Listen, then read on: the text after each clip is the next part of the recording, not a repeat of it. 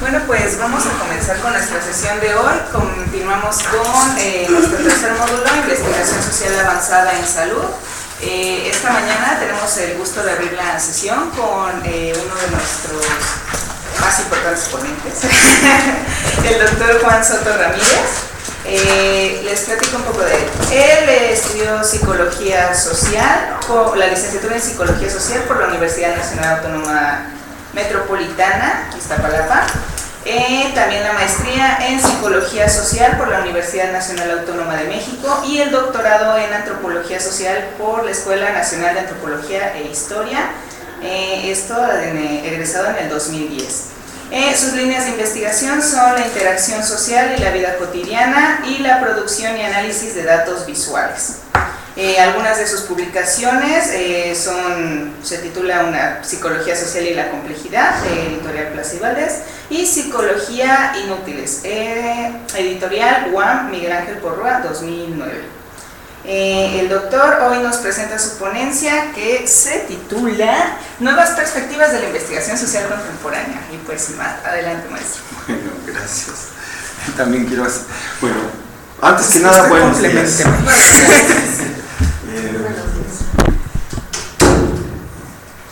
Y bueno, a pesar de que no está Eli siempre me invita a participar con este módulo, así que no es la primera vez que doy este módulo, pero no es el mismo, es decir, no es el mismo que he dado en otras ocasiones, aunque sí se trata, digamos así, del mismo diplomado, ¿no? Me imagino que Eli también hace ajustes en relación con su diplomado, ¿no? Y bueno, yo quisiera decirles que en una hora, que es lo que más o menos vamos a trabajar juntos, uno no se convierte en un metodólogo, ¿no? Tampoco podemos agotar ni podemos discutir todos los temas concernientes a la metodología de la investigación. Ajá. El título de la charla es el que sugirió Eli, así que entonces yo me estoy guiando por esa directriz, ¿no? Entiendo que después de mí seguirá Jorge Mendoza, quien les mostrará, me imagino, algunas cuestiones relacionadas con la narrativa, con las entrevistas narrativas y eso. Acá lo que yo voy a hacer es darles un panorama general de la investigación. Les voy a hablar un poquito de historia, de paradigmas, etcétera, etcétera. Y también voy a mostrarles en algún momento algunas, solo de nombre, técnicas de investigación, porque nosotros bien podríamos hacer una licenciatura en metodología de investigación o una maestría y un doctorado. Es decir, al día de hoy va todo tan avanzado que el campo de las metodologías de la investigación, de los métodos, de las técnicas y de toda la filosofía que hay detrás es muy amplio y no podemos agotarlo en una hora. Entonces yo voy a hacer una exposición rápida. En cualquier momento que ustedes tengan una duda pueden arrebatar la palabra y así, ¿no? Eso, insisto, en una hora uno no se vuelve metodólogo, ¿no? Mientras, yo tengo la certeza de que mientras uno lee más o se introduce más en el campo de las metodologías o cualquier campo de conocimientos en general, uno debe tener la sensación de que no sabe nada, es decir, y que si hace lo contrario, yo creo que peca de soberbia y de ingenuidad al mismo tiempo, ¿no? Que me imagino que ustedes deben tener amplia experiencia en el terreno del trabajo social, ¿no? Eso. Y que bueno, decirles que el ámbito de las metodologías de la investigación es extremadamente amplio, amplísimo. O sea, en los cursos que tenemos, por ejemplo, en la UAM, que es donde yo trabajo, en la UAM Iztapalapa, o sea, los estudiantes toman más o menos 4 metodologías de investigación, toman 3 cursos de estadística y luego entran a 1 año de investigación, así que prácticamente más o menos tienen como 2 años de investigación. Y y no es suficiente, es decir, no alcanza para hacer para, digámoslo así, para convertirse como una especie de experto. No me gusta el término, pero convertirse como una especie de experto en el ámbito de la investigación, ¿no? La investigación creo yo que se hace en dos niveles, es decir, tanto en el nivel teórico como en el nivel práctico. Hay quienes al día de hoy de alguna u otra manera sobrevaloran la práctica y minimizan la teoría, y hay otros que sobrevaloran la teoría y minimizan la práctica. Creo yo que la investigación tiene que hacerse en ambos sentidos. Es decir, no se puede sobrevalorar uno y desvalorizar el otro. Creo yo que no. Y también lo que ocurre con la metodología de la investigación es que esa disputa de la que vamos a hablar más adelante, que tiene que ver con la cuestión cualitativo-cuantitativo, también le ha hecho mucho daño a los investigadores más que a los campos de conocimiento, sobre todo porque, por ejemplo, ¿qué es lo que pasa en el terreno de las ciencias sociales y las humanidades? ¿No? Que muchos chicos, por ejemplo, muchos estudiantes entran a psicología o a trabajo social, o a antropología o a sociología, ¿no? Porque son disciplinas sociales, el campo de las ciencias sociales, y dicen, bueno, pues es que yo voy a sociales porque estoy huyendo de las matemáticas. Y entran y se encuentran con que tienen 3 cursos de estadística y 1 año de metodología de la investigación, donde o tienen que hacer pruebas T a mano y tienen que hacer pruebas chi cuadrada, etcétera, etcétera, ¿no? Eso. Y al día de hoy también mucha gente se refugia en el ámbito de la investigación cualitativa bajo el pretexto de negar y despreciar la investigación cuantitativa, ¿no? Lo cual es un error. Yo creo que cualquier profesional de las ciencias sociales tendría que estar habilitado para poder desarrollar proyectos tanto de índole cuantitativa como de índole cualitativa. Y creo yo que lo que haga el investigador después, es decir, el rumbo hacia donde quiera orientar todos sus esfuerzos, sus amores, sus pasiones académicas, eso ya es distinto. Pero de entrada yo creo que los investigadores tendrían que estar capacitados para hacer cualquier tipo de investigación, ¿no? O sea de corte cuantitativo o de corte cualitativo. Bueno, y vamos a terminar la exposición con un pequeño ejemplo que quiero mostrarles. Es un ejemplo de videoentrevista.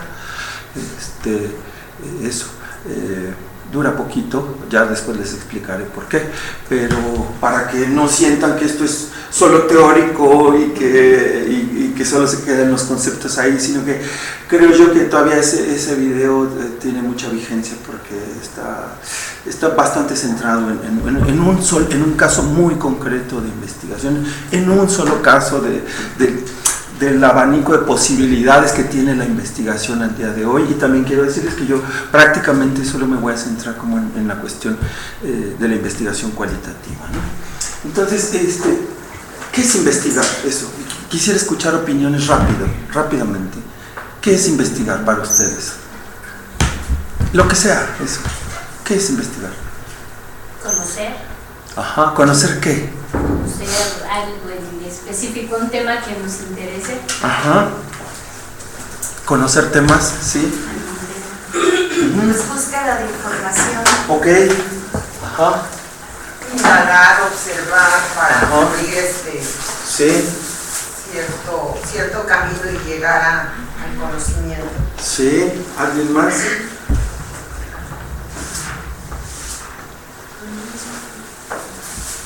Conocer para identificar en su totalidad un fenómeno y bien para transformarlo también. Ah, bueno, muy bien. Por lo que me han dicho, alcanzo a reconocer algunos conceptos, ¿no?, que se atraviesan en todo esto, en toda esta cuestión de la metodología, como técnicas, procedimientos, intereses, ¿cierto? Eso. El investigador siempre se enfrenta a un dilema, es decir, a un dilema doble. Por un lado, si la investigación, es decir, es por encargo, es decir, es porque trabaja ahí y se la pidieron, es decir, o le pagaron por hacerla, pues digámoslo así que su campo de elección está limitado, es decir, está delimitado ya sea por la institución, por la empresa, por algún conjunto de circunstancias. Y está el otro ámbito en donde el investigador puede elegir por cuenta propia, como es el caso cuando uno llega al asunto de poder hacer, por ejemplo, la tesis, ¿no? Que puede ser una tesis de licenciatura, es decir, que tiene un objetivo, es decir, o una de posgrado, ¿no? Etcétera. No siempre, digámoslo así, la investigación tiene la posibilidad de ser, podríamos decirlo así, libre, entre comillas, sobre todo porque incluso los estudiantes que tienen asesores que llegan con un tema de investigación, pues si son mal dirigidos, es decir, lo que va a hacer su asesor es deformar tanto su investigación que el estudiante va a terminar investigando algo que no quería. Es decir, el buen director de tesis, y es problemático el concepto director, ¿no? O sea, tendría que convertirse como en una especie de acompañador, no encuentro otra palabra, ¿no? Que camine al lado del estudiante. Eso. Sobre todo porque yo conozco casos, no voy a decir nombres, pero conozco casos en donde el investigador utilizó una técnica de investigación en su tesis de doctorado, porque esa fue la que le enseñaron a la institución a donde fue a estudiar. Y entonces lo que hace es decirle, bueno, no me importa tu tema, tú vas a utilizar esta técnica de investigación. Y entonces tiene dirigidas 20 o 30 tesis con la misma técnica de investigación. Lo cual a mí, en lo personal, al principio me causaba mucha extrañeza, ahora me da mucha risa, ¿no? Porque la cosa no es así, es decir, dirigir un proyecto de investigación es saber acompañar al investigador, ¿no? Eso. Además que la investigación nunca se hace solo, pues. Ajá. Entonces yo les preguntaba qué es investigar, porque generalmente el investigador no se hace esa pregunta, o sea, y tampoco se hace la pregunta de ¿para qué investigo? ¿Sí? Muchos investigadores investigan porque quieren fama, otros porque quieren dinero, otros porque quieren presupuestos del CONACYT, ajá, otros porque se quieren graduar y otros pues porque necesitan trabajar, y digámoslo así, cualquiera de las razones podría ser válida y podría ser razonable, ¿cierto? El asunto es que si nosotros vamos quitando como esas capas que están moviendo a la investigación, yo creo que en el núcleo o en la esencia tendríamos que encontrarnos con un aspecto muy importante de la investigación, y es que lo que tendría que motivar la investigación, según mi punto de vista, tendría que ser el placer, es decir, el placer de investigar, simplemente el placer de investigar. Si los estudiantes, por ejemplo, en la licenciatura no se apasionan por su tesis, o quien hace la investigación no se apasiona por esa investigación, termina siendo un informe burocrático, que es como llenar un formato de la SEP, de Gobernación, de la Secretaría de Cultura, qué sé yo, o sea, como hacer algo burocrático. ¿Sí me explico? Cuando uno ama su proyecto de investigación, lo que hace es que el libro que se encuentra con el título que le convoca al tema, o sea, lo compra, lo manosea, lo expulga para saber si sirve. Si en la televisión se encuentra un documental, entonces se sienta y lo ve, y no importa qué estaba haciendo, o sea, se pone a mirar eso. Y así, es decir, cuando uno tiene pasión por los temas de investigación, o sea, los temas de investigación se convierten en una especie no es de foco de atención, sino se convierten en un modo de vida, pues. ¿Sí me explico? Entonces, sí, en efecto, ¿sí? Investigar, como ya lo había dicho, ¿cómo te llamas, compañera? Magdalena. Magdalena, como ya lo había dicho, Magdalena es una forma de conocer la realidad. Y esta forma de conocer la realidad, ¿sí? ¿Tiene un borrador, un clientecito de esto? Estas formas de es decir, conocer la realidad, ¿sí? Ha sido un tema de reflexión principal y primordialmente para la filosofía, ¿sí? con la escisión de los distintos campos de conocimiento, o de las distintas áreas de conocimiento, que se convirtieron en disciplinas, ¿no? Se fueron perfilando y se fueron... Sí, muchas gracias.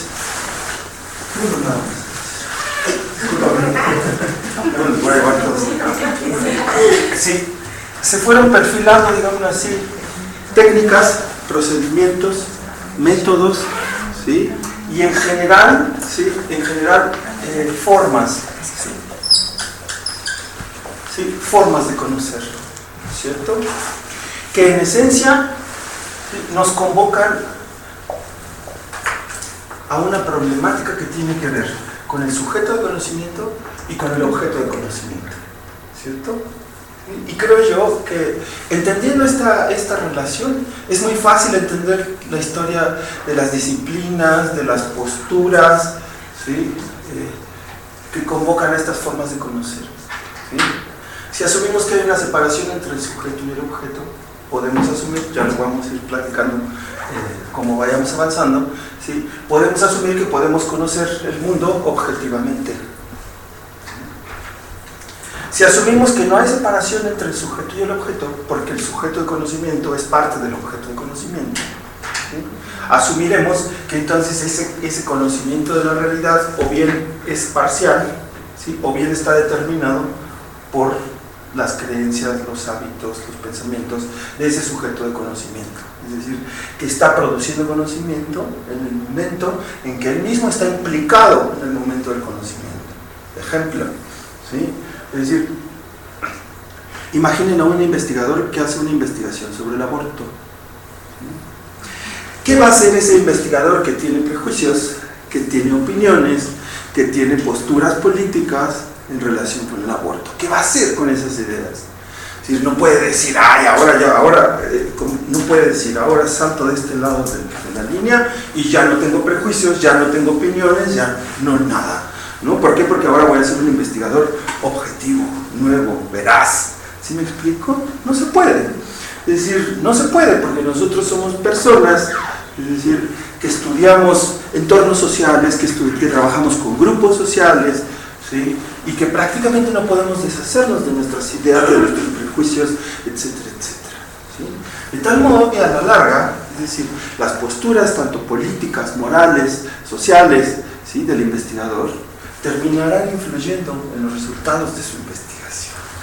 Y esto para muchos es lo que estoy diciendo es una herejía, porque dirían, ¿cómo? Pues si somos somos los enviados de la objetividad, es decir, somos los prometeos modernos que llevamos la verdad, ¿no? Y no juzgamos en el momento de hacer la investigación. Eso. Pero al final, estas dos posturas, estas dos formas de conocer, están planteando, los dos estilos contemporáneos, ¿sí? Dos cosmovisiones del mundo muy distintas. Acá, por ejemplo, se priorizan, ¿sí? Los datos, ¿sí? ¿Sí? sobre las observaciones o sobre las experiencias, ¿sí? Y acá lo que se está privilegiando, ¿sí? No son precisamente los datos, sino lo que se privilegian son los significados, ¿cierto? ¿Sí? Es decir, comprendiendo, creo yo, este esquema, esta relación entre el sujeto de conocimiento y el objeto de conocimiento, podemos distinguir estilos, cosmovisiones, etcétera, etcétera, ¿sí? Eso no quiere decir, ¿sí? Que independientemente de esto, al día de hoy se mezclan de maneras muy extrañas.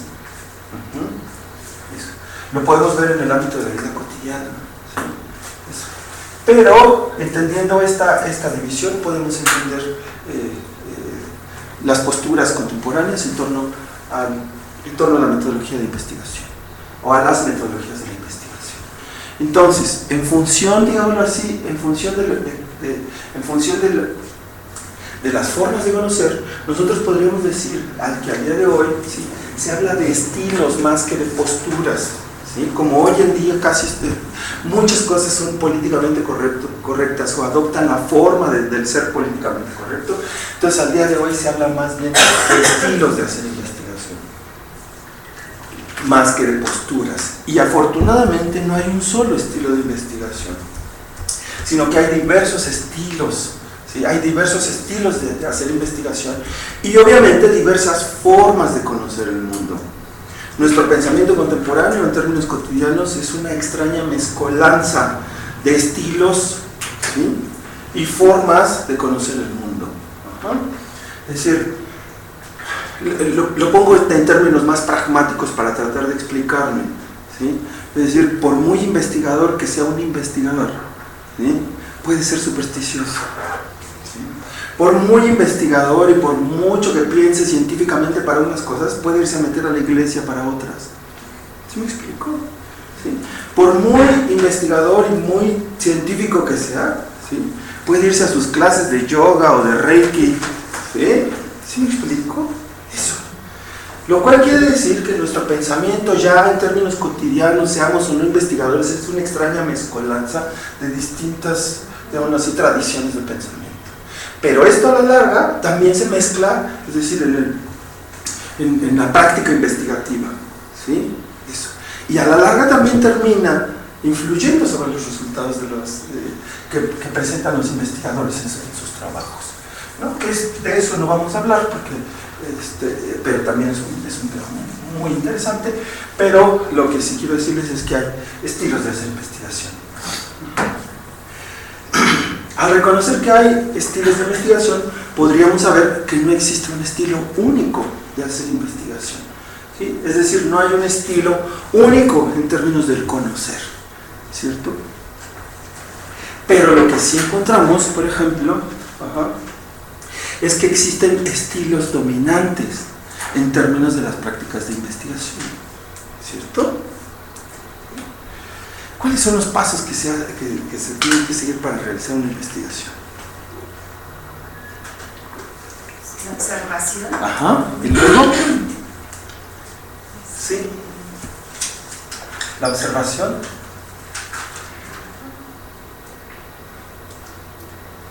Recopilación de información. Ajá, ¿qué más? Delimitación de lo que vas a estudiar.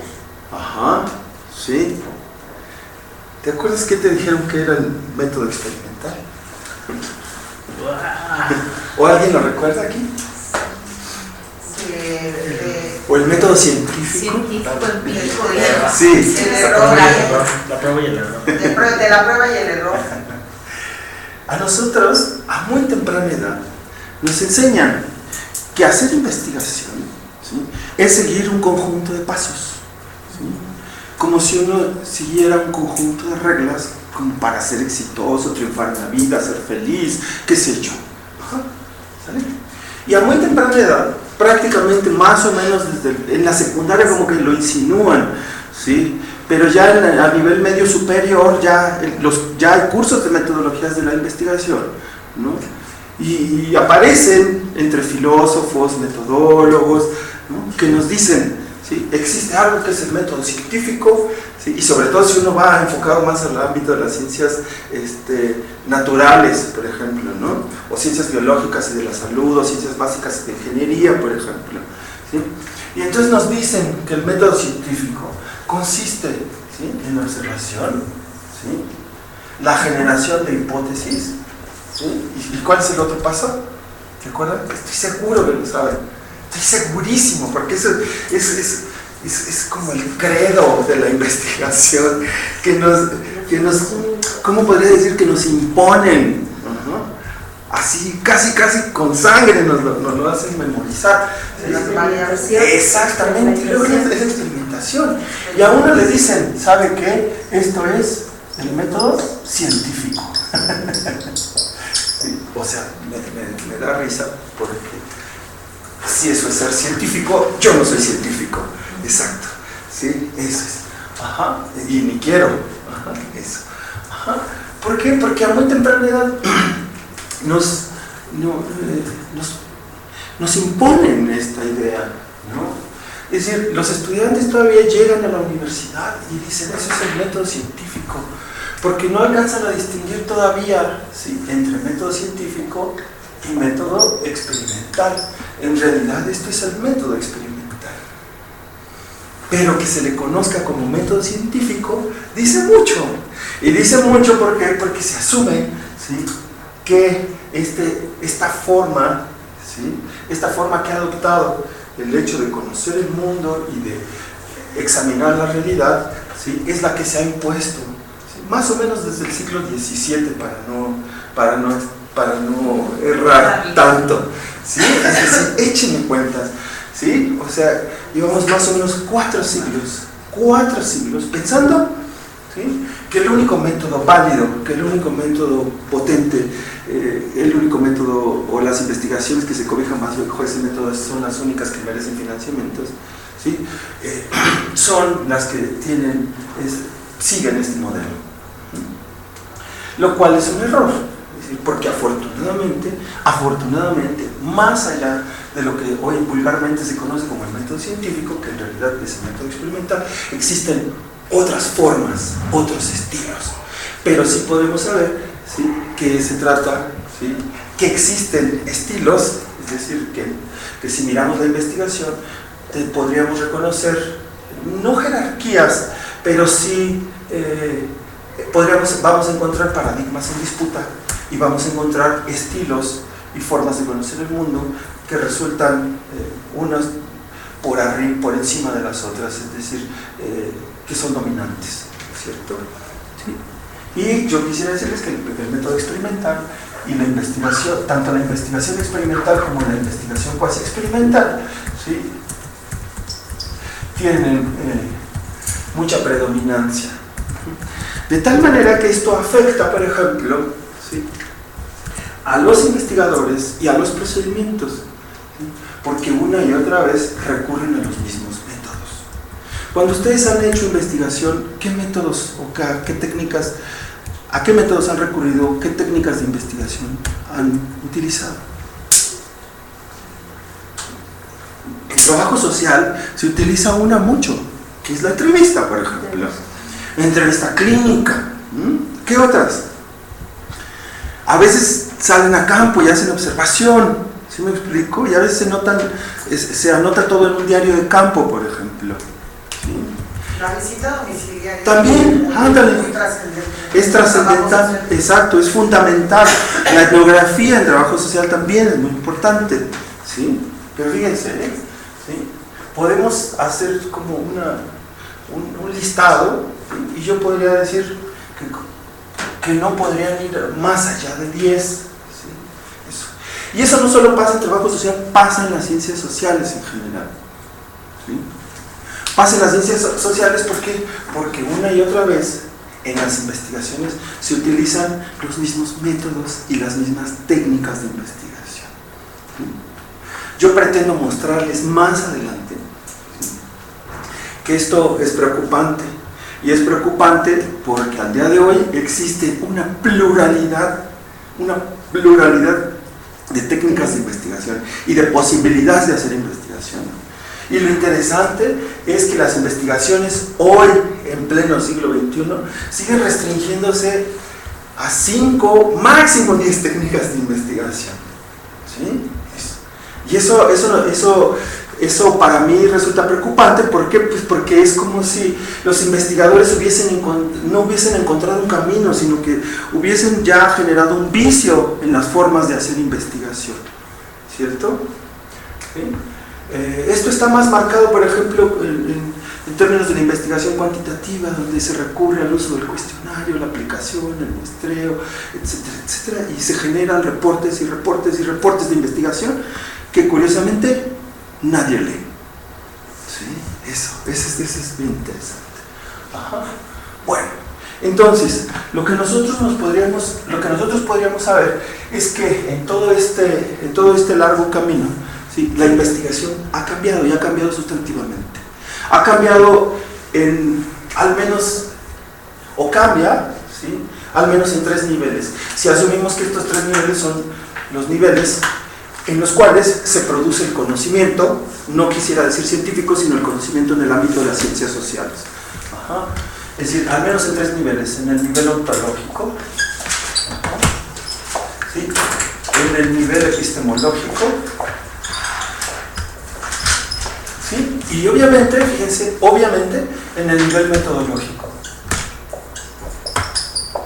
¿Sí?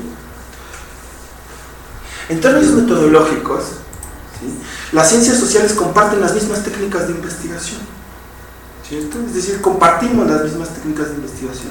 La etnografía, que era como, digamos así, como la técnica sagrada, ¿no?, y de uso casi exclusivo de los antropólogos, hoy en día se ha convertido en una herramienta poderosísima, ¿sí?, poderosísima de investigación, ¿vale? Que incluso va tan avanzada esta cuestión que hay todo un grupo de investigadores a nivel mundial que trabajan ya con etnografías digitales, por ejemplo. ¿Sí? Eso. Ajá. Entonces, ¿cómo ha cambiado la investigación? ¿Sí? Ha cambiado en términos, por ejemplo, de estilos. ¿Sí? Ha cambiado en términos de género. ¿Sí? Y de género no me estoy refiriendo a masculino o femenino. Ajá. Ha cambiado en términos epistemológicos, es decir, porque los presupuestos epistemológicos que conducen hoy las discusiones contemporáneas en términos de la investigación, ¿sí?, han cambiado sustantivamente con el paso del tiempo. ¿Eso qué quiere decir? Que la predominancia, por ejemplo, de un estilo no elimina al otro, ¿sí?, como lo vamos a ver más adelante, sino que al día de hoy, ¿sí?, distintos estilos de investigación coexisten. Algunos todavía entran en disputa, algunos todavía entran en la competencia y en el ninguneo. ¿Sí me explico? Eso, ¿sí? Pero lo que podríamos decir de lo que está pasando hoy en día es que, ¿sí?, múltiples estilos de hacer investigación coexisten. ¿No? Coexisten. ¿Sí? Y al día de hoy, fíjense, al día de hoy, por ejemplo, una técnica de investigación, como por ejemplo la etnografía digital, o sea, da para que uno se convierta y pueda entregar hoy su vida completa, entera, solo a la etnografía digital, que es solo una posibilidad de hacer investigación, entre otras tantas. ¿Sí? Eso es.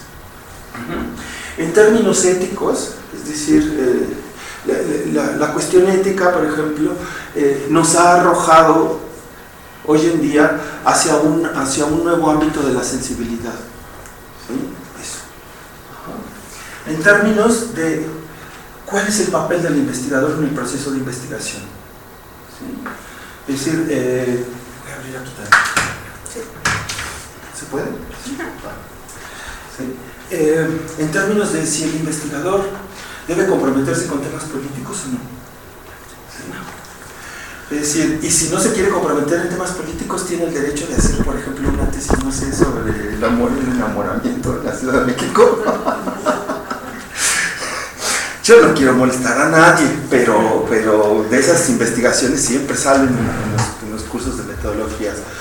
Alguien que se hace todavía esas preguntas del siglo XIX, o sea, siempre, nunca falta, ¿no? Eso. No obstante, hay excelentes ejercicios de investigación como los que hizo Ulrich y Elizabeth Beck, ¿no? O sea, sobre las relaciones amorosas, los que ha hecho Anthony Giddens sobre la intimidad y así sucesivamente, ¿no? Pero, ¿sí?, en términos, voy a dibujar así y así, ¿no? En términos de profundidad, por ejemplo, ¿sí?, en términos éticos, en términos del compromiso, por ejemplo, ético, o en términos del compromiso político, uno puede encontrar, ¿sí?, digamos así, distintos niveles de profundidad. De pronto uno se encuentra con proyectos de investigación como del tipo del tipo de investigaciones que quieren preguntarse sobre el derecho al uso de la bicicleta en México, ¿no? Y uno dice, pues está padre, hijo, pero ¿y cuál es tu compromiso político ahí, no? Yo creo que el investigador sí tiene que preguntarse y tiene que tener muy claro que la investigación debe tener una dimensión no solo ética, sino un compromiso político fuerte, ¿cierto? Eso. Aunque los otros dicen, no, pues a mí me vale, o sea, yo quiero investigar sobre el amor y me vale. Ajá, eso. Pero lo que sí vamos a encontrar es que, ¿sí?, en los trabajos de investigación, el compromiso político no es el mismo. Es decir, no es lo mismo hacer una tesis sobre desaparecidos, sobre desaparición forzada, sobre secuestro, por ejemplo, ¿sí?, que hacer una tesis, no sé, o sea, sobre las relaciones socioafectivas entre los estudiantes de la preparatoria. ¿Sí me explico? Son diferentes. Yo no estoy diciendo que una sea mejor, que una sea peor. Simplemente estoy diciendo que el compromiso político es distinto y que el nivel de profundidad es distinto. Y obviamente la estética. Así, ¿por qué cambia la estética? ¿Sí? Porque generalmente nos han enseñado a creer que la investigación solamente, o sea, que lo que se reporta en términos de investigación tiene que adoptar una forma la forma del informe, la forma de los resultados, de las conclusiones. Al día de hoy, la utilización de herramientas como el video, por ejemplo, está generando no solo nuevos campos de reflexión y de discusión, sino también nuevas formas de expresión, en donde los investigadores hoy en día se acercan más al arte, por ejemplo. Si quieren trabajar de video, tienen que aprender de cine. Si tienen que aprender a trabajar con video, tienen que aprender a editar. Y tienen que aprender conceptos pues, que no estaban en su horizonte fenomenológico de interés. ¿Cierto? Eso.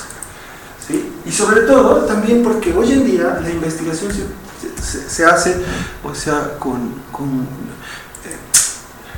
se hace con software, ¿no? que le permite al investigador trabajar de manera más ágil, ¿sí?, utilizando paquetes como el atlas.ti, como En Vivo, como Ethnograph, ¿sí?, eso, entre otros, como UCNet. ¿Sí? Al día de hoy, entonces el investigador tiene un reto más fuerte. Y es no solo capacitarse en términos, si ustedes quieren, más poéticos y más artísticos, sino también en términos computacionales. Y si no, déjenme decirles, ¿sí?, o déjenme preocuparlas, ¿sí?, que si no, uno se va a quedar atrás y rebasado. Sobre todo porque los jóvenes investigadores esto ya no lo discuten, o sea, ya lo tienen incorporado. Rápidamente voy a hacer un recuento de los distintos periodos por los cuales ha atravesado, particularmente, ¿sí?, que es la que nos convoca, ¿sí?, la investigación cualitativa en América del Norte, particularmente, ¿sí?, porque es, digamos así, del país del cual estamos muy influidos, es decir, o sea, no solo en términos políticos, en términos de ocio y de entretenimiento, sino también en términos de investigación. ¿Sí? Eso. Entonces estos periodos, aunque están centrados solamente, particularmente en lo que ha ocurrido en América del Norte, creo que nos pueden dar un panorama general de lo que sí ha ocurrido, de las discusiones que han ocurrido en México. Ustedes deben recordar, ¿sí?, que en el siglo XIX se consolidó el positivismo, ¿sí?, sobre todo, por ejemplo, en sociología, y obviamente esto se extendió a las diferentes disciplinas sociales. De tal manera que entonces ya esta periodización, si quiero aclararlo, ¿sí?, es una periodización que hacen Norman Denzin, ¿sí?, e Ivona Lincoln. Bajo el supuesto y bajo la afirmación de que ellos asumen que toda periodización corre sus riesgos, ¿sí?, siguiendo el pensamiento de Jameson. ¿Sí?, asumen que toda periodización es sospechosa, pero de alguna u otra manera sirve. Sí. Reconocen un periodo que es el periodo tradicional, que es digámoslo así, el periodo de consolidación, no de consolidación del positivismo, sino de cómo el positivismo, ¿sí?, y la filosofía positiva se fue posicionando en los distintos campos de conocimiento en el ámbito de las ciencias sociales y las humanidades. ¿Sí? Eso es. Que fue de 1900 a 1950. ¿Sí? Particularmente, por ejemplo, el caso de la psicología social, de la psicología experimental, o sea, vio la luz, ¿no? O sea, prácticamente a finales del siglo XIX, o sea, poquito antes de entrar al siglo XX, ¿sí?, por ahí de 1879. ¿Sí? A principios del siglo XX también estábamos viendo el nacimiento de la semiótica, particularmente cerca al siglo XX estábamos viendo la consolidación del pragmatismo también, ¿cierto? De tal manera que, digamos así, poquito antes, o sea, hubo un periodo de consolidación del pensamiento positivista, ¿sí?, en los ámbitos académicos y en los ámbitos de investigación, ¿cierto? ¿Sí? Que fue aquí donde lucharon muchas disciplinas sociales para, ¿sí?, reivindicar su distancia con la filosofía, ¿cierto? ¿Sí? Y es un periodo muy importante en términos históricos, porque esto fue sentando las bases, ¿sí?, para el desarrollo de, digamos así, de prácticas de investigación, que al día de hoy siguen vigentes, ¿cierto? Y como lo vamos a ver más adelante, curiosamente hay un regreso a esta, no a este periodo, sino a las mismas posturas, un regreso como al empirismo, pero tampoco es un neoempirismo. Es decir, parece ser que después de tanta posmodernidad, la gente se cansó de tanta discusión que para muchos no lleva a nada, y entonces hay mucha creencia ahora en los datos duros, como se les dice. Bueno, el periodo que siguió a esto, ¿sí?, fue el periodo modernista, que de acuerdo con estos autores está entre 1950 y 1970, y es, digamos así, como la época dorada de la investigación, en donde en efecto, ¿sí?, comenzaron a proliferar, ¿sí?, muchos estudios y muchas formas de hacer investigación, y donde, ¿sí?, la investigación particularmente, ¿sí?, estaba avalada, consolidada y reconocida dentro de los diferentes ámbitos académicos, ¿sí? Y donde obviamente hubo ya una preocupación muy fuerte por discutir sobre métodos particulares, prácticas, y temas que se fueron incluyendo en esas agendas uno a uno, ¿no? Entre 1970 y 1986, ¿sí?, vamos a reconocer una especie de redibujamiento de los géneros, ¿sí? Esto ahorita, un poquito más adelante, lo vamos a discutir porque me parece muy importante, ¿sí?, que tiene que ver con la redefinición del límite, ¿sí?, entre el texto y el contexto. Es decir, esta discusión es particularmente muy importante. Muy importante porque se asume, en efecto, el investigador no puede desvincularse, como ya les había adelantado, ¿sí?, de aquello que está investigando, ¿sí?, y de entender sobre todo, por ejemplo, la realidad, ¿sí?, como un texto. Bueno, el siguiente tiene que ver con esto que los autores denominan, por ejemplo, ¿sí?, la crisis de la representación, ¿sí? Es decir, en donde se fueron cuestionando particularmente, ¿sí?, modelos, métodos dominantes, figuras de autoridad, ¿sí?, y formas sobre todo, ¿sí?, donde se discutió prácticamente cómo se estaba, por ejemplo, representando al otro, ¿sí? Nosotros somos, digamos así como lo habíamos dicho, seres sociales, es lo que quiero decir, ¿sí?, que estudian a otras personas, ¿sí?, que estudian a otras entidades sociales. Pero para poder hacerlo, ¿sí?, los investigadores no han podido solventar ese brinco o esa transformación de la otredad, esa transformación del otro, ¿sí?, porque de alguna manera lo tienen que, yo digo, ¿sí?, exotizar, lo tienen que volver diferente. No estamos hablando ya de los blancos que estudian a los negros, sino estamos hablando de los investigadores, ¿sí? Que hacen de los consumidores de drogas, por ejemplo, ¿sí? Algo exótico. ¿Sí me explico? ¿Sí me estoy explicando? Lo tienen que construir como algo exótico, como si esa práctica, o sea, fuese lo suficientemente tan diferente, tan enigmática, tan misteriosa que mereciera una investigación. ¿Sí me explico? Y puede ser el consumo de drogas o puede ser la homosexualidad, ¿no? Así es como asumir si no, pues ahora vamos a ir a investigar a los homosexuales como si fueran criaturas exóticas. ¿Sí me explico? ¿Sí? Sobreestimándolo y que se... No, haciéndolo diferente, ¿sí? Distinto, exacto. Es como si uno llegara, o sea, ya no llegamos a las islas y encontramos tribus, ¿sí? Exacto. Y nos maravillamos con eso y dicen, mira, estos se atraviesan la lengua con espinas de maguey, ¿no? Sí, mira, estos se ponen unas plumas, ¿no? Pues se ponen sus banderas multicolores y se ponen a bailar. ¡Wow! ¿Sí me explico? ¿Sí? No es como sobreestimándolo, sino que si el investigador no produce al otro como una diferencia, ¿sí? Difícilmente lo podría investigar. ¿Sí? Y eso pesa, es decir, ¿por qué? Porque es una forma, digámoslo así, de darle un tratamiento a lo que hace, a lo que piensa, a lo que siente, ¿sí? A partir de un conjunto de prejuicios que quizá no solo están en el investigador, sino en la sociedad completa. Ajá. ¿Sí? O sea, ¿por qué tendrían que ser diferentes los consumidores de drogas de nosotros? Si nosotros también consumimos drogas, nada más que legales, por ejemplo.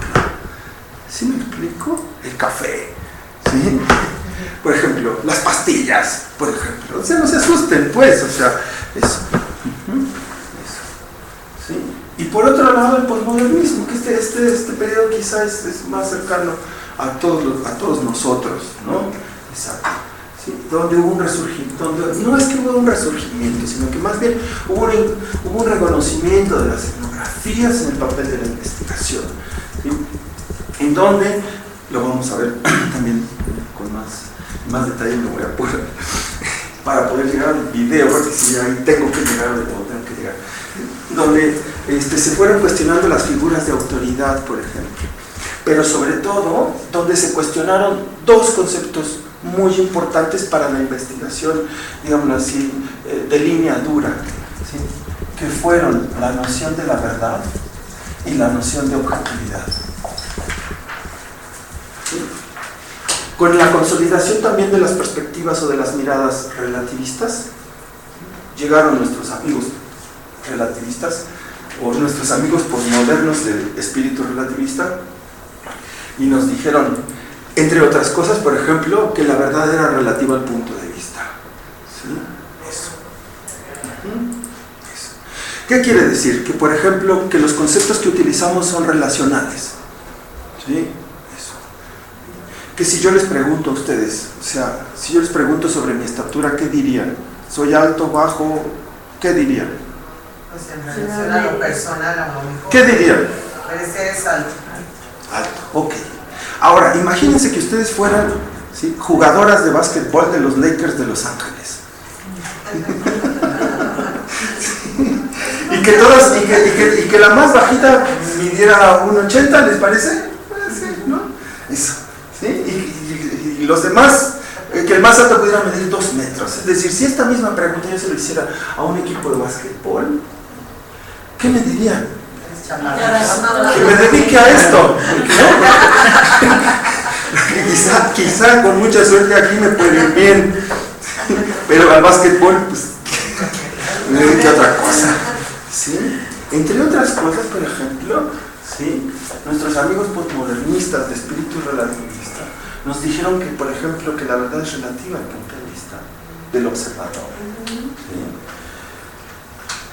Que en este sentido las verdades, ¿sí?, tienen que ver con el tiempo y tienen que ver con el espacio. Es decir, que modificando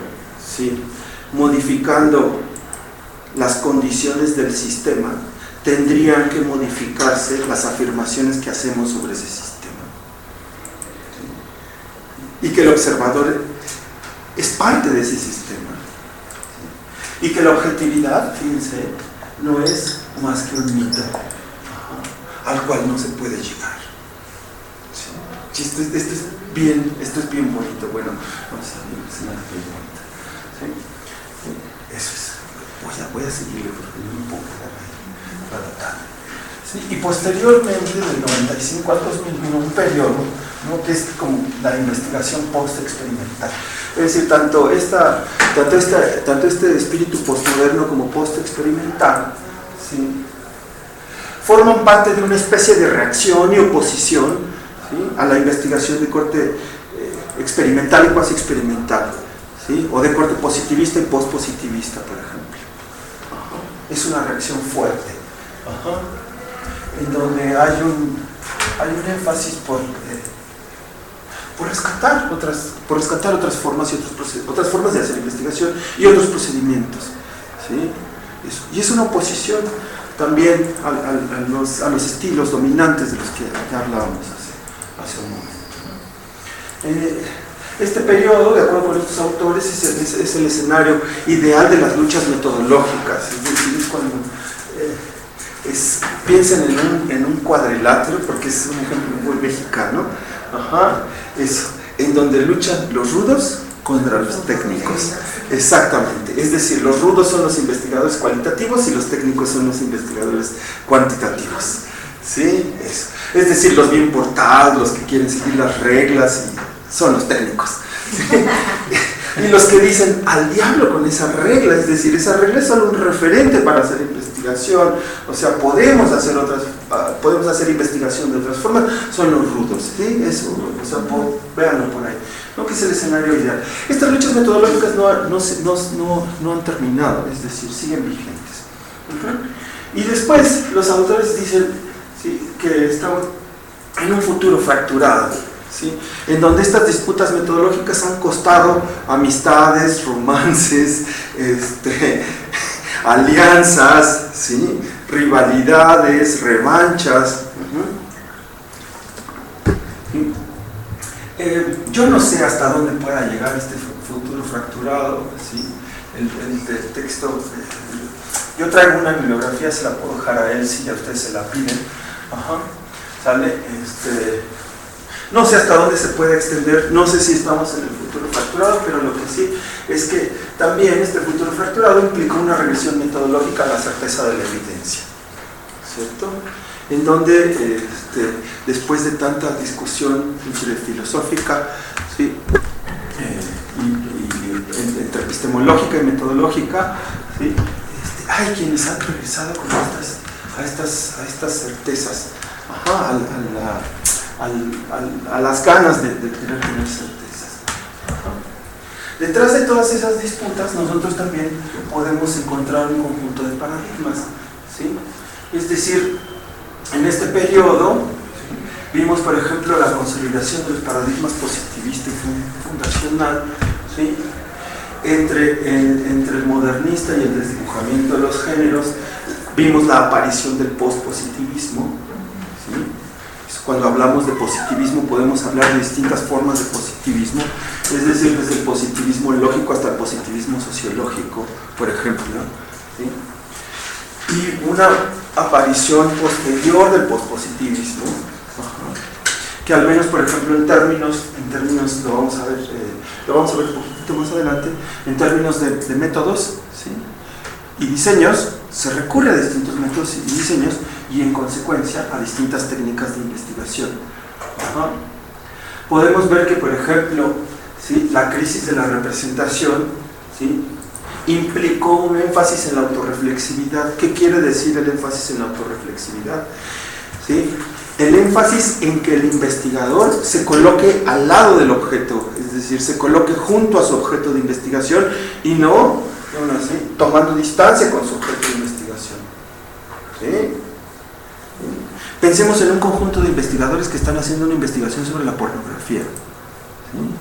Pensemos que se les encomienda responder a la pregunta, ¿sí?, ¿la pornografía afecta a las personas que consumen pornografía? ¿Sí? ¿La pornografía promueve las conductas sexuales violentas en quienes se exponen a la pornografía? ¿Sí? Ahora, pensemos que esa investigación se les encomienda a un conjunto de investigadores que tienen posiciones encontradas con el consumo de pornografía. Se pueden ya imaginar los resultados, ¿sí? Que no sería lo mismo así esa investigación, como esto ocurrió, ¿sí?, en Estados Unidos, ¿sí?, se les encomienda a personas, digamos así, un poco más liberales, ¿cierto? Y los resultados son otros totalmente. Ojo, insisto, no es lo mismo colocarse, ¿sí?, a distancia del objeto. Ejemplo, no es lo mismo hacer investigación atrás de una computadora con un traje y una corbata, ¿sí?, que colocarse, ¿sí?, dentro del objeto, ¿sí?, o como parte del objeto o al lado del objeto, ¿sí? ¿Sí me explico? ¿Sí? Yo pienso en los investigadores que hacen investigación sobre drogas, ¿sí? Me encantan, por ejemplo, los que se dicen investigadores, ¿sí?, de centros de integración juvenil, ¿no?, que piensan que la marihuana muerde, por ejemplo, ¿no?, que piensan que la cocaína, o sea, no sé, o sea, ni siquiera debería uno tocarla porque uno se vuelve adicto. ¿Sí me explico? ¿Sí? No es lo mismo el investigador de traje y corbata, ¿sí?, es decir, que anda haciendo investigación con sus cuestionarios, ¿sí?, al investigador que va y se mete a las piqueras, por ejemplo, ¿sí?, que se mete a las vecindades donde se vende la cocaína, por ejemplo. ¿Sí me explico? No estoy diciendo que se la necesite meter, pero seguramente si la consume, la investigación le queda diferente. ¿Sí? Eso, ¿sí? Mejoran todo eso. ¿Ah? Mejora su investigación. ¿Sí? Entonces, insisto, no sé si la mejore, pero de que le va a quedar diferente, le va a quedar diferente. O sea, leer el libro de los escritos sobre la cocaína de Sigmund Freud es impresionante, pues, ¿no? Bueno, dejemos en paz a los investigadores de CIJ, ¿sí?, que están muy limitados, por cierto. Bueno, ojo, ¿sí?, y también, ¿sí?,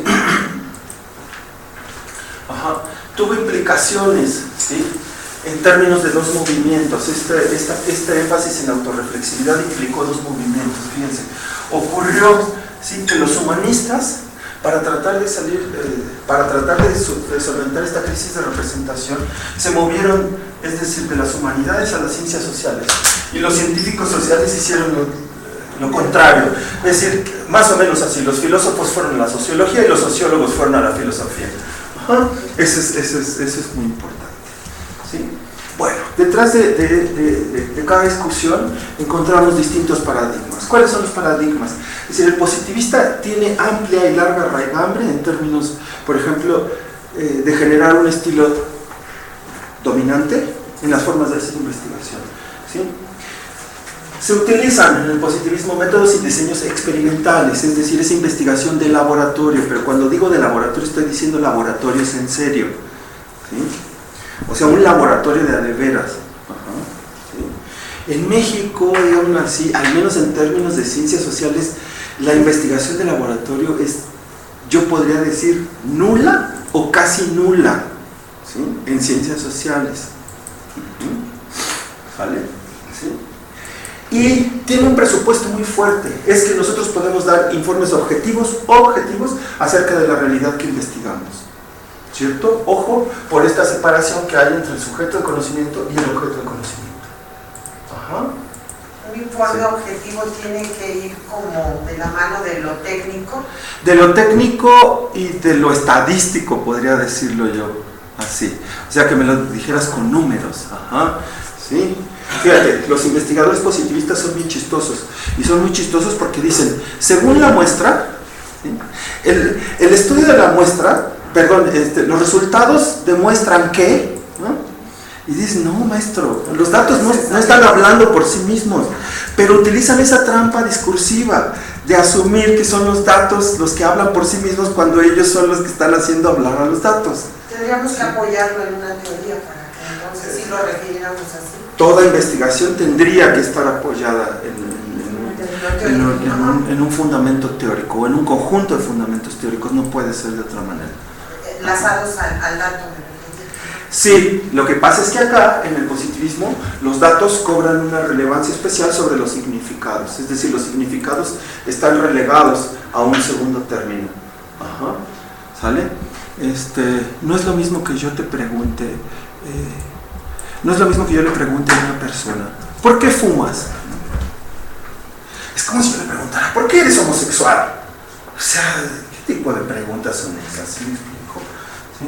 Es decir, en donde, por ejemplo, se está tratando de determinar una causa a través de un efecto, ¿cierto? Pues, es decir, es el porqué, que es, digamos así, el procedimiento tradicional de los métodos de los positivistas y los pospositivistas. Ajá. Es decir, a diferencia de si yo me hago una interrogación por el cómo. Ajá. A ver, cuéntame la historia de cómo fue que empezaste a fumar. ¿Sí se fijan? En uno es casi un interrogatorio policiaco, donde el investigador está casi encima. O sea, pues, ¿por qué empecé a fumar? Pues, pues porque tenía acceso a los cigarros, ¿no? O sea, porque me los podía comprar, o porque se los podía robar a mi mamá, o a mi papá. Y aparte, pues, porque me dio curiosidad, porque, pues, no sea usted idiota, ¿sí? ¿Sí me explico? ¿Sí? A diferencia de si yo me pregunto, ¿cómo fue? Es decir, la interrogación por el significado, ¿sí?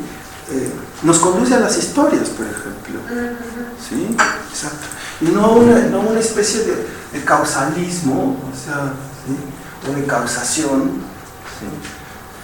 O sea, en donde uno quiere encontrar como, por ejemplo, esos factores que están influyendo en por qué demonios la gente fuma o no fuma, o consume drogas, o se vuelve homosexual, o lo que sea. ¿Sí? Eso. ¿Sale? Bueno, también de la mano del positivismo está el fundacionalismo, que utiliza también recurre a la utilización de epistemologías empiristas y positivistas, pero ojo, ¿sí? Su idea central, ¿sí? Es que podemos aspirar a una fundación última del conocimiento. ¿Vale? ¿Sí? Es decir, como a una causa última, si ustedes lo quieren ver así. ¿Sí? Posterior a esto encontramos al pospositivismo, ¿sí? Eso. Que utiliza ya no métodos y diseños experimentales, sino cuasi experimentales. Es decir, ya no ocurre prácticamente en el laboratorio. Ajá. Por ejemplo, lo pongo en el terreno de la pedagogía. Ajá. Uno quiere demostrar que el curso que uno diseñó como parte de su titulación en la licenciatura, en la maestría y el posgrado, ¿sí? Es mejor que el que tiene la SEP. Y entonces, ¿cómo lo demuestra? Pues entonces agarra a un grupo experimental y le da ese curso, ¿no? Entonces tenemos nuestro grupo experimental, ¿sale? Al cual le damos el tratamiento, es decir, por ejemplo, el curso. Y al otro, ¿sí? Del grupo de control, ¿sí? No le damos ningún curso. ¿Sí? Hacemos una medición antes, una medición después. Y entonces, si por ejemplo la media del aprendizaje es mayor en la del grupo experimental, entonces podemos comenzar a suponer que nuestro curso sirve y que podemos ser algún día secretarios de educación pública. ¿Sí me explico? ¿Sí? Es decir, no es prácticamente una investigación en laboratorio, ¿sí? Y este es el tipo de investigación que predomina en México. ¿Sí? ¿Sí? Eso. También están, por ejemplo, bueno, esto ya lo habíamos dicho, ¿sí? Están, por ejemplo, ¿sí? Otros paradigmas como el estructuralismo, ¿sí? Que estos ya son de corte más interpretativo, en donde, ¿sí? En donde los estructuralistas pensaban que todo sistema, es decir, todo sistema, incluido, por ejemplo, todo sistema social, ¿sí? Estaba compuesto de un conjunto de categorías opuestas o de un conjunto de dicotomías, ajá, pero ojo, que estaban inscritas en el lenguaje, ¿sí? Por ejemplo, viejo, joven, ¿sí? Adulto, niño, ajá, ¿sí? Izquierda, derecha, ¿sí? Radical, no sé, conservador. ¿Sí me explico? Y a partir de ahí es que, ¿sí? En algún sentido comenzaron a pensar que podían existir un conjunto de estructuras y que gracias a esto las podían, ¿sí? Entender y detectar. Y que incluso estas estructuras podrían tener un carácter universal por el simple hecho de ser humanos, podríamos compartirlas. Y posteriormente llegó el postestructuralismo, que en algún sentido fue un cuestionamiento, ¿sí?, al estructuralismo. Ajá.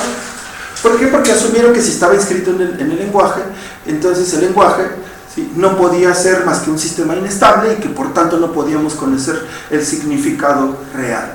Sino, ojo, ¿sí?, estas posturas postestructuralistas, ¿sí?, asumían que, por ejemplo, los significados, ¿sí?, dependían, por ejemplo, de las unidades de tiempo y de espacio en donde, por ejemplo, los conceptos aparecen. Ajá. Es decir, donde, por ejemplo, Ferdinand de Saussure hizo su propia semiología, ¿sí?, y alcanzó a detectar, ¿sí?, el carácter polisémico de los conceptos. ¿A qué me refiero? Al hecho de que los conceptos tienen distintos significados, pero que, como lo dirían bien los pragmatistas después, ¿sí?, los significados aparecen o emergen, ¿sí?, de su uso en un contexto muy particular, ¿sí? ¿En qué sentido? Por ejemplo, ¿sí?, la palabra perro en términos denotativos, ¿sí?, o sea, puede significar un animal, ¿sí?, o sea, una cosa que ladra, ¿sí?, eso. Pero en términos connotativos puede apuntar a muchos otros significados, ¿sí? Uno puede decir: el examen estuvo bien perro, ¿sí?, o ten cuidado de ese güey porque es bien perro, ¿sí?, o mi maestro me cae mal porque es un perro, ¿sí? ¿Sí me explico? ¿Sí? Eso. Y entonces los postestructuralistas decían: bueno, pues estos significados, el entendimiento solo puede ser parcial, no puede ser total. ¿Por qué? Porque estos sistemas, incluso el lenguaje, o sea, es inestable. Bueno, y el posmodernismo, que es, digamos así, una postura en donde, ¿sí?, se desconoce, como les había adelantado, ¿no?, ¿sí?, como esos sistemas de autoridad y métodos dominantes. Ajá. Y se propone, por ejemplo, el asunto de generar otras formas de investigación que incluso, por ejemplo, estén comprometidas con las causas políticas y sociales, por ejemplo. Ajá. Al día de hoy se habla mucho de la investigación feminista, por ejemplo, ¿sí?, que esté comprometida con el género, por ejemplo, y así sucesivamente. Bueno, aquí quisiera hacer solo un apunte, es un apunte muy rápido. Habría que distinguir entre método, ¿sí?, y diseño. Ajá, eso. ¿Sí? Cuando decimos método, nos estamos refiriendo a prácticamente una forma muy particular de acercarnos a la realidad. Ajá. Ojo, y la elección del método tiene que ver con la importancia de la pregunta, ¿sí? ¿Por qué lo estoy diciendo? Porque hoy en día, ¿sí?, fíjense, en las universidades es muy común que cuando se den cursos de metodología de la investigación, a los estudiantes se les enseñan técnicas de investigación. Entonces se les enseña, no sé, redes semánticas, diferenciales semánticos, escalas de actitudes, se les enseñan, no sé, a manejar el Atlas T o el Nudist o lo que sea, ¿sí? Y entonces, como saben, como aprenden a utilizar esa técnica de investigación, dicen: ¿y ahora qué hago con este aprendizaje? Pues ahora quiero utilizarlo. Y entonces, como quieren utilizar la técnica de investigación que acaban de aprender, entonces la quieren utilizar para lo que sea. Y ese es un error de los docentes, ¿sí? Porque las técnicas de investigación no deben enseñarse así, o sea, a lo tonto, pues, de manera indiscriminada. ¿Sí? La elección del método, que puede ser un método cuantitativo o un método cualitativo, va a depender de la elección de la pregunta de investigación. Y otro error que cometen, por ejemplo, los investigadores es que los estudiantes llegan con su pregunta de investigación, pero como no están capacitados en el manejo amplio de distintas técnicas de investigación, pues les imponen la única técnica de investigación que ellos saben utilizar, y entonces le dicen: no, pues ahora haz entrevistas, no, pues ahora utiliza las autobiografías, ¿sí? ¿Sí me explico? ¿Sí? No, pues ahora utiliza historias de vida, ¿sí? Eso es, ¿sale? ¿Sí? Y cuando estamos hablando de diseño estamos hablando de un conjunto de conceptos, ¿sí? Que nos van a permitir generar un modelo. Ajá. Es decir, estamos hablando de un modelo de investigación que va a ser el resultado de, ojo, de la metodología, de los instrumentos y los procedimientos que nosotros vamos a definir para recolectar nuestros datos, ¿sí? De la recopilación de la información e incluso de la asignación digámoslo así, de nuestros informantes a ciertas condiciones, si es el caso. Ajá. Y eso es muy importante, ¿sí? Porque al día de hoy es muy fácil confundir métodos con diseños. Ajá. Por eso estoy haciendo este apunte. Es decir, el diseño de investigación también está dependiendo de la pregunta, pero también depende en buena medida del método que uno selecciona. Ajá. ¿Sí?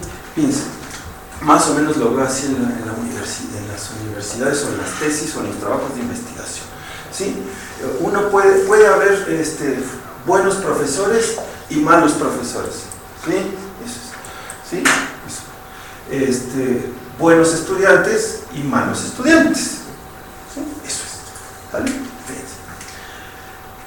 Si la mejor combinación es tener un buen director de tesis, o sea, un buen metodólogo y un buen estudiante. Es decir, ahí uno no tiene que preocuparse. Si uno tiene un buen director y un mal estudiante, yo creo que tampoco tiene que preocuparse porque lo va a guiar y porque lo va a alentar y porque lo va a dirigir. Ajá. Pero acá es donde el proyecto educativo fracasa. Es decir, cuando el supuesto investigador no está capacitado para investigar, cuando el profesor que dice hacer investigación no hace investigación. Ajá. ¿Sí? Y entonces tenemos un buen estudiante y un mal profesor. ¿Sí? Este es uno de los casos más fuertes, más feos, podría yo decirlo. ¿Por qué? Porque es garantizado talento desperdiciado.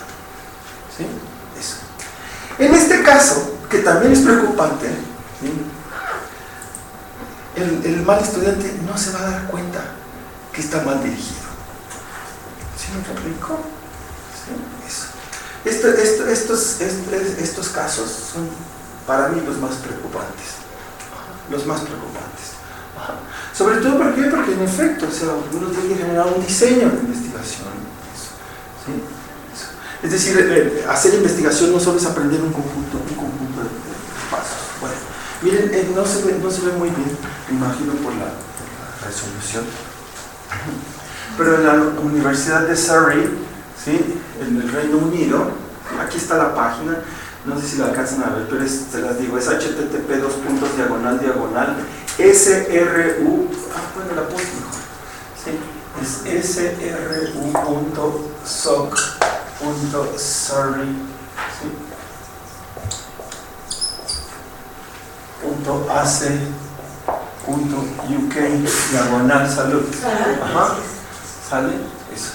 Ustedes pueden encontrar el Social Research Update, ajá, que es una página maravillosa, ¿sí? de la Universidad de Surrey en el Reino Unido. Esa página, la última actualización fue del 2017, si mal no recuerdo. Ajá. Y lo que van a poder encontrar, entre otras cosas, no todo lo que vamos a ver acá son técnicas de investigación, ¿sí? Pero ajá, está en inglés, aquí ya la puse en español, pero todo está en inglés. Ajá. No es que la verdad esté en inglés, salud, ¿sí? Pero se las puse en español. Ajá. No todos son técnicas de investigación, no se las puedo mostrar todas una a una, las conté, son 67, ¿sí? 67 rubros. ¿Sí?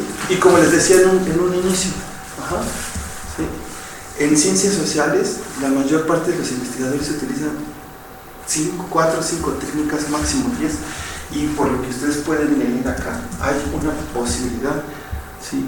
No podría decir infinita porque estaría exagerando, pero hay una posibilidad amplísima. Ajá. Modelos multinivel, análisis de coincidencia, investigación longitudinal, reexamen de los índices de segregación, adicción, modelos suaves de predictores de uso de tratamiento de drogas. Ajá, eso. ¿Sí? La investigación sin consentimiento, por ejemplo, es muy interesante. O sea, es muy interesante, por ejemplo, mirar qué es lo que hacen las personas a través, o sea, en un supermercado, en un Walmart, por ejemplo, a través de las pantallas y de las cámaras. Eso. El consumidor no está consciente de que quizá hay un maldito investigador que lo está mirando y que está viendo sus conductas de consumo, ¿cierto? ¿Sí? Eso. O lo que hacemos por ejemplo, con la observación no participante. ¿Sí? Eso. Ajá, investigación en internet, ¿sí? No sé, cuestiones de desigualdades étnicas, la ética en el análisis secundario y posterior de los usos de los datos cualitativos. Las entrevistas a pie, que por ejemplo, son las entrevistas que ahora son bien divertidas porque uno va entrevistando a la persona que le interesa mientras uno camina, pero ojo, no camina por ahí nomás, o sea, sino que por ejemplo uno va entrevistando a la persona cuando va caminando por sitios de interés, que puede ser su barrio, por ejemplo. Ajá. O cuando, por ejemplo, alguien va contando su vida, ¿sí? De cuando era niño, caminando por el barrio en el que vivió su infancia, por ejemplo. ¿Sí? Eso. Si se fijan, eso ya es más poético, es más artístico, no es tan acartonado como, venga y cuénteme su vida aquí en una salita, ¿no? Sí, y miren, o sea, déjenme ya borrar. ¿Sale? Sí. Eso, no se alcanza a ver, pero miren, por ejemplo, hay grupos focales telefónicos, eso, ¿no? Entre otros, o sea, las fotoentrevistas para la investigación, ¿sí? El uso de software, el uso de internet en salud y la investigación de narrativas personales, los jurados ciudadanos, no sé, es decir, hay una cantidad insospechada de métodos, formas, procedimientos de hacer investigación, ¿sí? Y a mí sí me preocupa que que en las universidades se sigan utilizando las mismas técnicas de investigación de siempre, cuestionario, entrevista. Los más radicales hacen grupos focales, eso, ¿no? Bueno, y la observación en el campo, ¿no? Eso. Y párenle de contar, o sea, se reduce a muy poco. Trayectorias, ¿no? Y ya se ve, las trayectorias se ven ya como, la vanguardia, ¿no? O sea, eso. A mí todavía hasta me trabo no sé si es del coraje, la emoción, o qué. Ajá. Bueno, ¿en qué consisten los diseños cualitativos? Los diseños cualitativos tienen 3 momentos, al menos. Ojo, esto que voy a decir puede resultar paradójico en relación con todo lo que he dicho anteriormente, porque la investigación cualitativa no puede seguir un conjunto o una serie de pasos rigurosos. ¿Sí me explico? Perdón, rígidos, más que rigurosos. Hay diferencia, pero discúlpame. Sí, más flexibilidad. Eso, hasta lo que iba. Hay una diferencia entre rigidez metodológica, que es la que practican nuestros amigos positivistas y los pospositivistas, ¿sí? Y la rigurosidad metodológica. Ajá. Ser riguroso, ¿sí? Implica no ser rígido. Ajá. Eso es.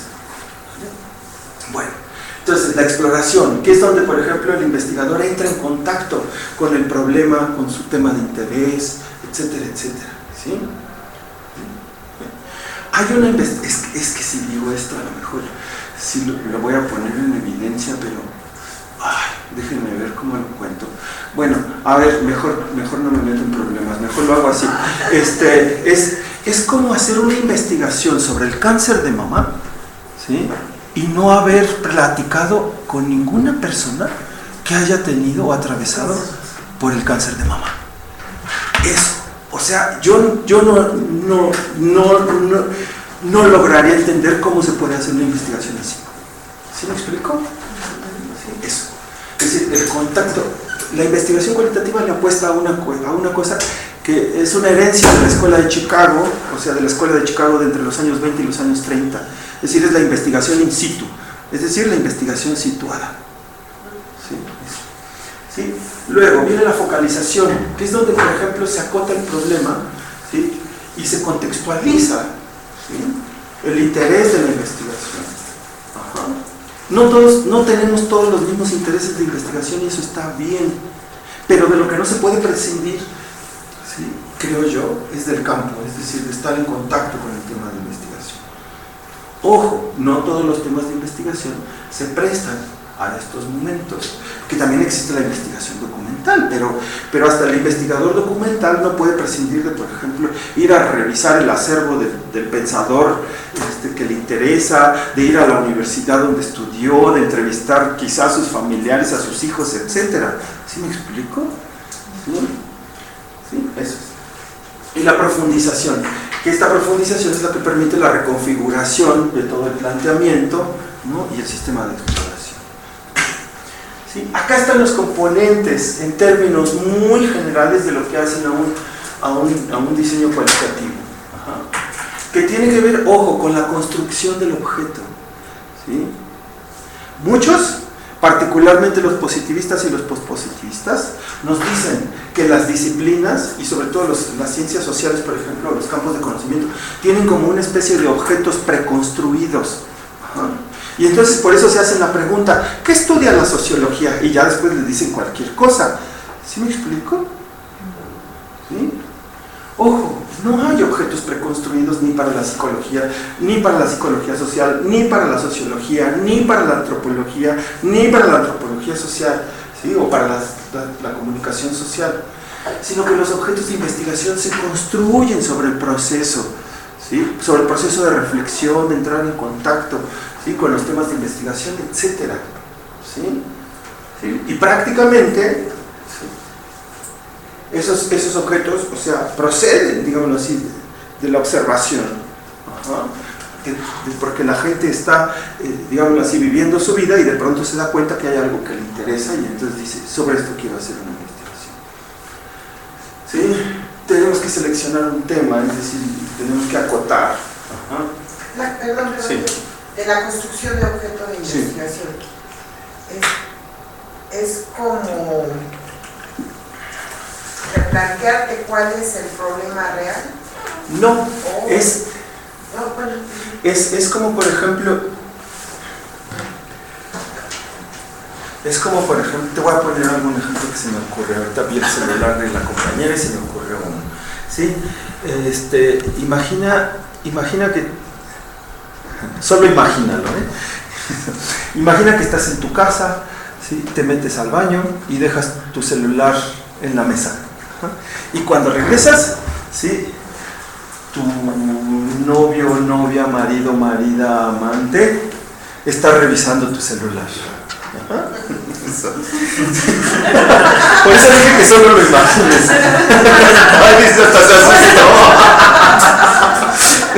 Por eso te dije que mira, hasta me dio calor. Entonces, solo imagínalo, ¿sí?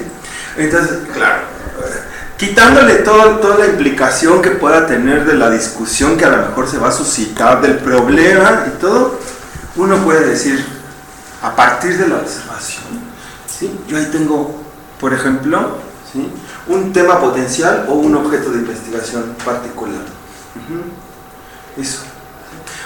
Porque uno puede empezar a pensar, no solo me pasa a mí, o no solo le pasa a la vecina o al vecino, sino le puede pasar a un montón de personas. ¿Sí? Y a partir de ahí yo puedo decir, pues entonces son los nuevos usos de las tecnologías y la forma en cómo estas afectan las interacciones, o qué sé yo. ¿Sí? Y a partir de ahí yo digo, ahí tengo un nuevo fenómeno, tengo un dominio de estudio. Ajá. ¿Sale? Y después tengo que, digamos así, acotar el tema. Ajá. ¿Sí? La documentación inicial es fundamental, y es fundamental porque es cuando el investigador se va relacionando con su tema de investigación, es decir, con la producción bibliográfica que hay, por ejemplo, con la producción documental, bibliográfica, etcétera, etcétera. Ajá. La exploración del terreno, insisto, no todos los temas de investigación se prestan a estos componentes. Ajá. Pero en el caso de que sea así, la exploración del terreno es fundamental, es decir, es donde está teniendo ocurrencia mi fenómeno de investigación. No, creo que no se puede prescindir, ¿no? O sea, no se puede prescindir. El mapeo tiene que ver con el hecho de que si el investigador se va a introducir a trabajar en un barrio, entonces debe saber bien, o sea, por lo menos de dónde correr de la policía o de los maleantes. ¿Se me explicó? O sea, de conocer, por ejemplo, dónde la gente se junta a fumar mota o a consumir drogas o alcohol o lo que sea, ¿cierto? No todo el muestreo es estadístico, hay muestreo teórico, ¿sí? Y son, digamos así, las condicionantes que va a utilizar el investigador para decidir quiénes van a pasar a ser parte de sus informantes, a quién vale la pena entrevistar y a quién no, por ejemplo, ¿sí? Las fuentes, que pueden ser, ojo, fuentes escritas o fuentes orales, ¿cierto? Esto nos va a ayudar a seleccionar a los informantes, a las fuentes, ¿sí? Y también tenemos que generar un plan de recolección y generación de información, ¿sí? Es decir, cómo vamos a recolectar, cómo nos vamos a introducir en el campo, a quién le vamos a preguntar, a quién le vamos a pedir ayuda, etcétera, etcétera. Y cómo vamos a generar esta información, a través, por ejemplo, de qué procedimientos, ¿sí? De las entrevistas, a través de la observación, ¿sí? Si a lo mejor yo estoy estudiando hábitos de consumo, entonces me voy a ir con las amas de casa a hacer las compras, así, literalmente. ¿Sí me explico? ¿Sí? ¿Sí? Vamos a tener que seleccionar un conjunto de técnicas de recolección, de generación, registro y sistematización de la información, ¿sí? Muchos investigadores, ¿sí? Como les decía, ¿sí? Aprenden técnicas de investigación, generan datos y cuando los tienen ya no saben qué hacer con ellos. Y entonces dicen, ¡ay, vamos a poner a dibujar a los niños! Y entonces producen 1000 dibujos y los tienen ahí apilados desde hace años porque no saben qué hacer con los dibujos ni saben qué hacerlos. Dicen, bueno, ahora ya tengo los dibujos y ahora qué hago. Y entonces, ¿sí? Como tampoco saben qué hacer con los dibujos, entonces dicen, ¡ay! Analiza imágenes, y entonces lo llevan, pero jamás le dicen que lo que necesitaban era analizar 1000 dibujos. ¿Sí me explico? Sí. Eso se transmite en YouTube, ¿eh? Sí, ya sé. Lo voy a decir a Zavala. Sí. Entonces, sí. Fíjense, una vez que se tienen las técnicas, es bien importante pensar en cómo se van a diseñar no solo el plan de análisis, sino las categorías de análisis. ¿Sale? Las categorías de análisis. ¿Sale? Es decir, cómo después de toda mi información que ya la tengo, ¿sí? Ahí, es decir, generada, ¿sí? ¿Cuáles van a ser las categorías que van a ser importantes para mi estudio? ¿Sí? Y esto, ojo, no se olviden, o sea, tiene que ver con, está relacionado con la pregunta de investigación. Y por último, ¿cómo voy a generar la validez y la confiabilidad? Que no estoy hablando de validez y confiabilidad estadística, estoy hablando de validez de confiabilidad en un estudio cualitativo. Es decir, ¿cómo puedo construir un dispositivo que me permita, ¿sí? Validar que mis afirmaciones, ¿sí? Son lo que yo estoy encontrando en las entrevistas, o más bien, lo que yo encontré en las entrevistas, ¿cómo lo puedo cruzar, por ejemplo, con el sustrato teórico? Eso. Porque luego los investigadores exceden y luego hacen afirmaciones sobre la realidad que no están, por ejemplo, ni en las entrevistas, ni en los datos, ni en todo su sistema de observación. ¿Sale? Bueno, entonces, déjenme ponerles ¿cómo le hacemos para es que hay que mover la ventana, ¿no? Lo que les voy a mostrar es una videoentrevista muy chiquitita. Si la regresamos, por favor. Hasta acá. ¿Sí? Es una videoentrevista, no les platico más, solo véanla. Es un ejercicio de investigación cualitativa. Ya está, digamos así.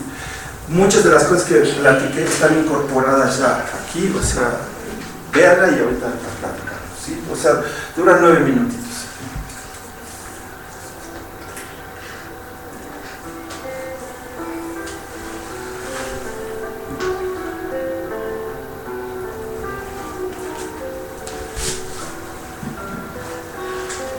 ¿Es todo? A ver si se escucha. 5, 4, 3, 2, 1. Mi nombre es Carlos Arevalo Ramírez.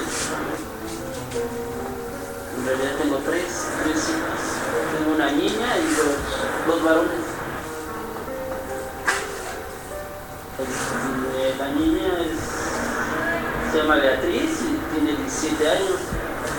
Ya va por el último año de preparatoria. Y mi hijo Carlos, que ya va para los 13 años y ya va en secundaria. Y mi hijo Eric, que tiene 12 y ya está cursando el último año de primaria.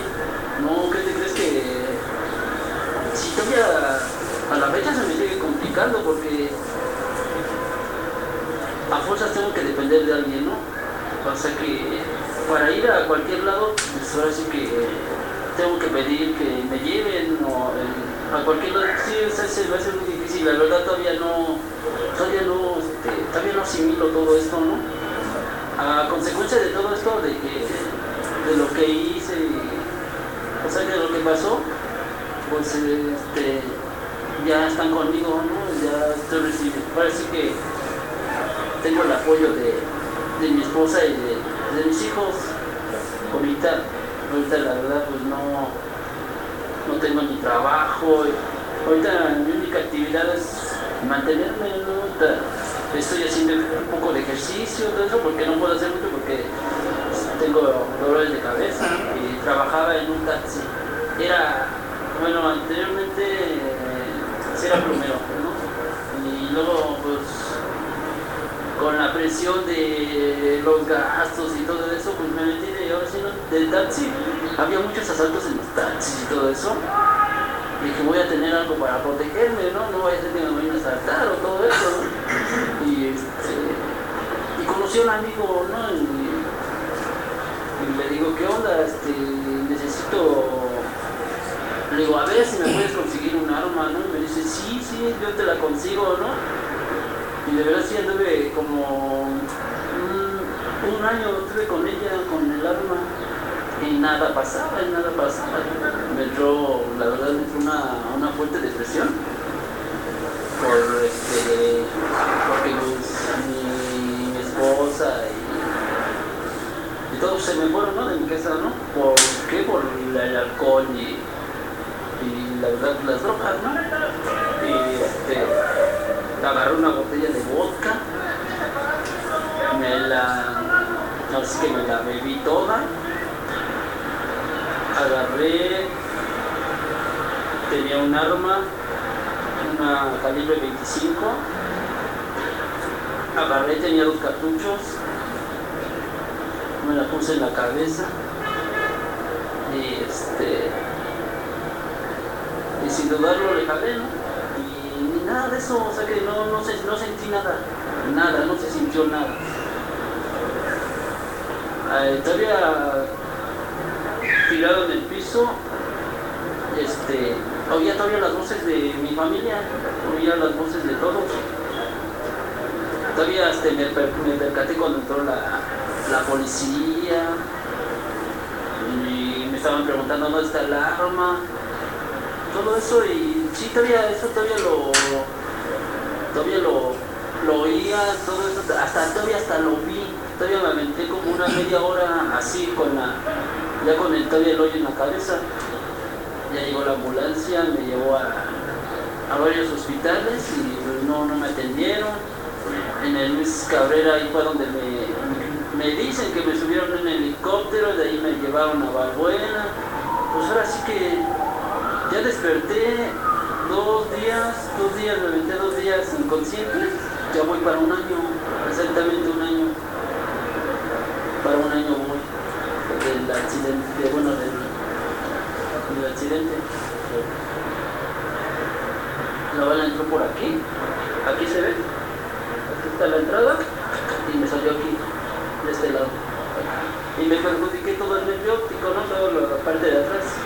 Aparte de que entró la bala, pues me fracturó el cráneo, me fracturé la nariz, me fracturé el pómulo, o sea que... Y todavía tengo todo esto todavía tengo calambrado, o sea que todavía los nervios sí se amolan, ¿no? O sea que sí se perjudicaron.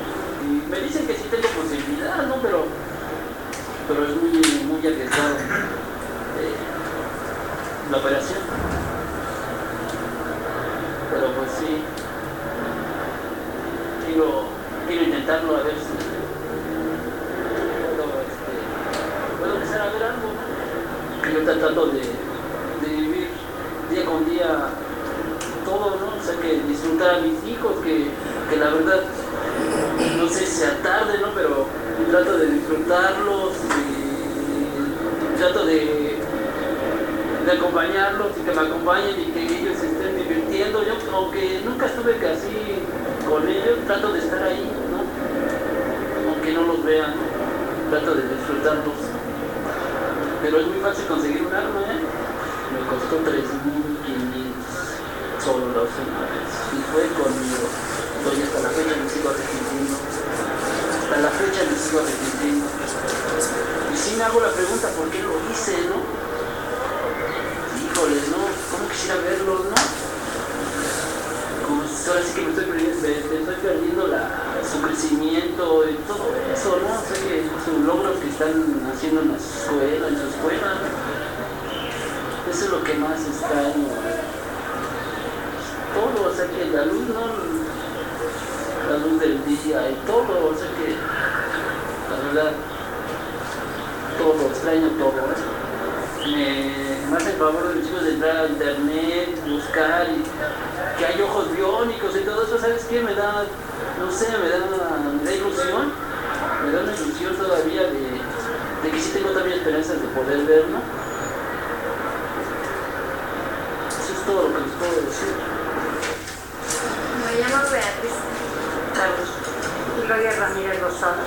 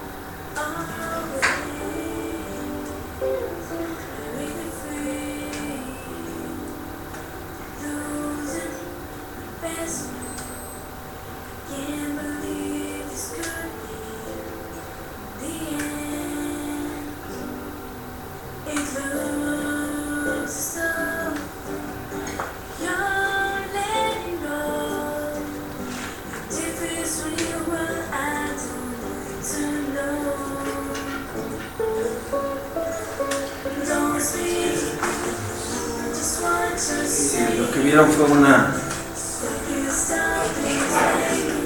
Les platico rápido, la entrevista duró aproximadamente unas 2 horas. Lo que vieron es un extracto de 9 minutos, es una edición en donde lo que hice fue tratar de encontrar las partes más esenciales que se pudiera contar, todo eso en poquito tiempo, que tuviera otro formato de presentación y que sobre todo, no sé si lo logramos, creo que, no sé, ahora lo dirán, pero que el espectador no pierda la atención, o sea, en todo momento, ¿no? O sea, que vaya, eso cinematográficamente se llama progresión dramática, ¿no? O sea, que vaya de menos a más. Y que de alguna u otra manera pues nos da otra posibilidad de trabajar, ¿no? O sea, de trabajar con los datos cualitativos. No sé si tienen alguna pregunta, algo que quisieran. Ahí está la dirección de mi página. Pues sí cubre el requisito, ¿no? De que no pierdes atención porque te lleva a la información precisa de te quieres enterar por qué está en esta situación, qué fue lo que generó su situación y su situación familiar alrededor de eso. Sí, nosotros estábamos haciendo una investigación sobre otro tema y entonces en realidad quien estaba haciendo el contacto con las personas que íbamos a entrevistar se equivocó y entonces nos llevó con Carlos, que en realidad pues no cumplía con el perfil porque él se intentó matar, ¿no? Y lo que estábamos haciendo era buscar personas que hubieran sido alcanzadas por balas perdidas, pero pues ya estábamos ahí y ni modo que después de todo el esfuerzo que había hecho, pues que ya no lo entrevistamos y le dijéramos, no, ¿sabes qué? Muchas gracias, cabrón. O sea, ahí nos vemos, ¿no? Y entonces, en ese momento, sin estar preparado para, o sea, con un guión de entrevista ni nada, o sea, le hice la entrevista, ¿no? Eso. Y bueno, pues ahora la utilizo para mostrar. Vaya, no fue un relato, sino que tú fuiste conduciendo lo que Sí, querías saber. sí, o sea, su entrevista sobre qué le había pasado, cómo estaba en esa situación, qué fue lo que le había pasado en la vida, etcétera, etcétera. Eso.